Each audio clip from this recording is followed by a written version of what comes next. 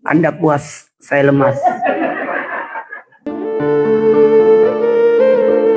Ada 5 manfaat bermajelis. Sebaiknya kita bermajelis, karena itu makanannya rohani. Yang pertama, manfaat bermajelis. Jadi kita butuh harus ada majelis. Jalan ke surga. Insya Allah. Jadi kalau kita punya majelis enak. Jadi ini kita harus pengajian. Tulis bu. Tulis. Jadi jalan ke surga. Tidak apa-apa, kita jangan cuma tahu, jangan baik sendiri, ajak orang untuk berbuat baik. Nah, jadi mudah-mudahan nanti kalau bisa udah punya buku semua, ya, menulis. Kita awali dengan baca Quran dulu, surah Yasin, tahlil, udah tadi semua. Kemana kita majelis? Sebaiknya kita bermajelis, karena itu makanannya rohani. Ya, makanan jasmani, kambing guling, makanan-makanan. Yang pertama, manfaat bermajelis. Jadi kita butuh harus ada majelis. Jalan ke surga. Insya Allah. Jadi kalau kita punya majelis enak. Jadi jalan ke surga. Tidak apa-apa, kita jangan cuma tahu, jangan baik sendiri, ajak orang untuk berbuat baik.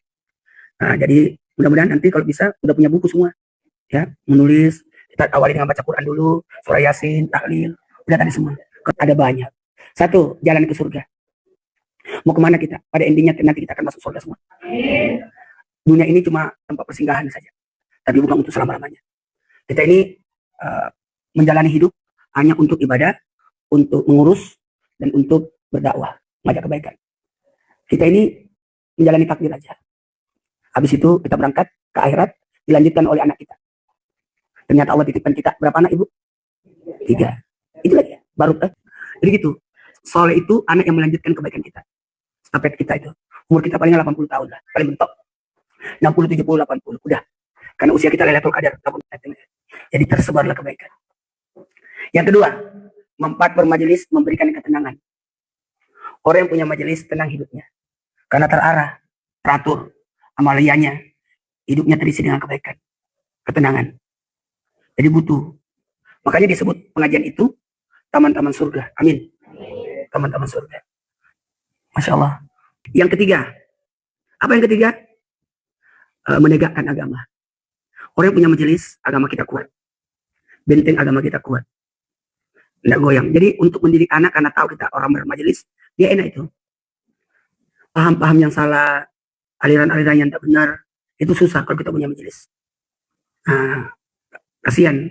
Karena gini, barang tanpa wadah, benda tanpa wadah itu bahaya.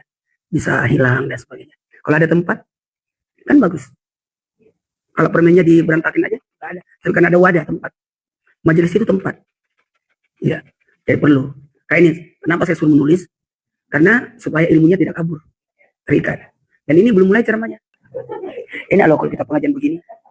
Ya, yang keempat, pahala sholat. Siapa yang berniat untuk datang bermajelis, itu pahalanya pahala sholat. Ketika dia mengkaji satu ilmu, satu ayat, itu pahalanya 100 sholat. Siapa yang berniat untuk datang bermajelis, itu pahalanya pahala sholat. Ketika dia mengkaji satu ilmu, satu ayat, itu pahalanya 100 rakaat sholat. Tapi kalau dia bermajelis, duduk majelis, ini lebih mulia daripada salat sunat 1000 rakaat. Jadi buku catatan amal kita itu yang di kanan tertulis salat.